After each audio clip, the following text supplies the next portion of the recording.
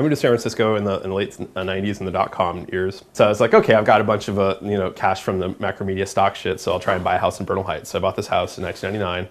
We were still kind of on the badass side of Bernal Heights. It's all yuppified now. It started at 365 is what I bought this house for. It's worth about 900 now, which is like terrifying. But as a result of having this house, people have been able to stay here that haven't been able to live in San Francisco because of super cheap rents. They're here working on their albums, they're here writing software, they're here writing tech books. People who come here kind of like a nomadic tech artist, software developer people that stay here for a little bit and enjoy San Francisco while not having to pay through the nose rents. Everyone has something they do. For me, it's computers and travel and food, all kind of like weighing in on each other, music and making zines and stuff like that. A lot of people came out here in the dot-com days out in San Francisco and they spent all their life, 80 hours a week working on computers, and then when they got laid off, they had no support networks. And they had to sit on here for unemployment and then move back to the Midwest and go move back in with their parents or whatever. But if they had spent 40 hours a week, if they were unionized or something, they could have spent that extra time making a social network, right? They could have spent that time investing into like, hey, there's a place I can go for dinner once a week and we all, it's a potluck, or maybe we all just cook together. You have to have those survival strategies, and you can't do that when you're working fucking 12 hours a day.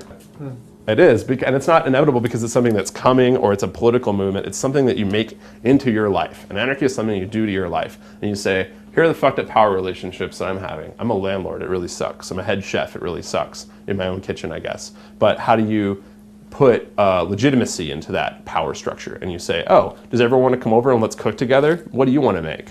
And anarchy is inevitable because it's the decisions that you make to change how you live your life. You eat good fucking food. I work for political campaigns. I've cooked for 3 or 4 political campaigns the past couple years, and guess what political campaigns eat?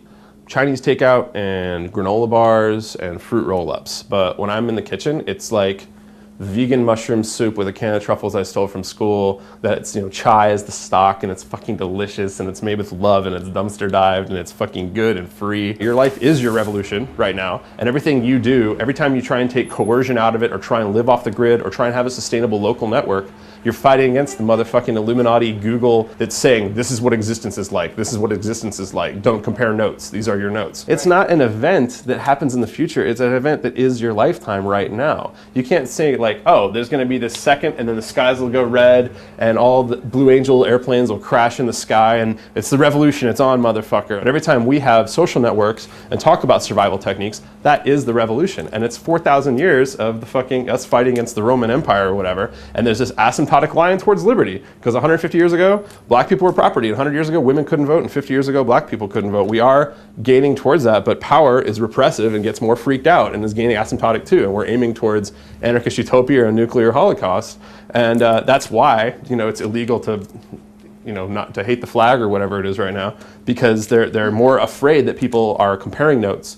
And they've created this, this whole network of capitalism there that's, Skynet, right? It's just this telecommunications network of the internet that's originally invented for, military defense and trading, financial information back and forth over all these undersea cables. But our responsibility is to make the counter empire, right? It's to use that same network to make our own counter empire, make our own little networks, and then the dude, Rupert Murdoch from Fox, can buy them, right? That's what you do, man. You make a fucking. Jesus, I can't believe people are on MySpace. I mean, it's such an important thing to have, but that dude owns it now, right? Like Rupert Murdoch owns your friendships.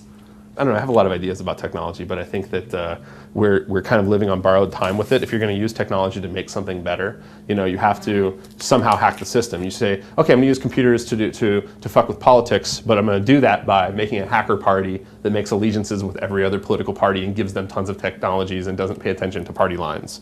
You have to kind of be creative about that, and that's what hacking really is being creative in how you dissolve the metaphors of the world and reform your own. And because you're just pointing out, and that's the healthy thing, you're just pointing out, hey look, it's just a metaphor, it doesn't actually exist. Everyone's just assuming that PIN numbers are secure, because they're not actually. I started doing computers when I was 3 or 4. Actually, I have software I wrote when I was like 4 or 5. I started being part of my social access to the world as of about 4th or 5th grade. I started calling bulletin boards and pirating software, and I started doing virus writing when I was 8th or 9th grade, and started getting more into the hardcore hacking and stuff. And then I had a computer job starting when I was like 13. So I was just thought, well, the rest of this reality is really funny, college and all that, but computers. It just helps me relate with reality more. I'm working on this project right now. It's called Delicious Corpse, and it's basically based on the It's based on the surrealist game Exquisite Corpse, where you're saying, you know, the nun set on fire the baby. So one of our techniques we were doing in the kitchen for a while for development was, you know, folding a piece of paper and writing an ingredient on it. Kumquat, give it to the next person. Duck fat, pass it to the next person. Phyllo dough. Oh, I guess we'll make a phyllo dough pastry with duck fat and kumquats in it, and just see what it tastes like. So I've been making a generative menu system to do this online. You can type in, here's everything that's in my kitchen. I'm vegan, and I want an Asian raw foods menu, no cilantro. And it'll just say, here's every possible iteration of it. Oh, you want to go to the store? Then make sure you pick up some, you know, whatever the fuck a raw Asian, ginger, you know, go to the store. You know, even if the world's not going to end, it's still, I would much rather spend whatever these days are before the singularity doing what I want instead of doing what other people are trying to get me to do to victimize other people, I guess.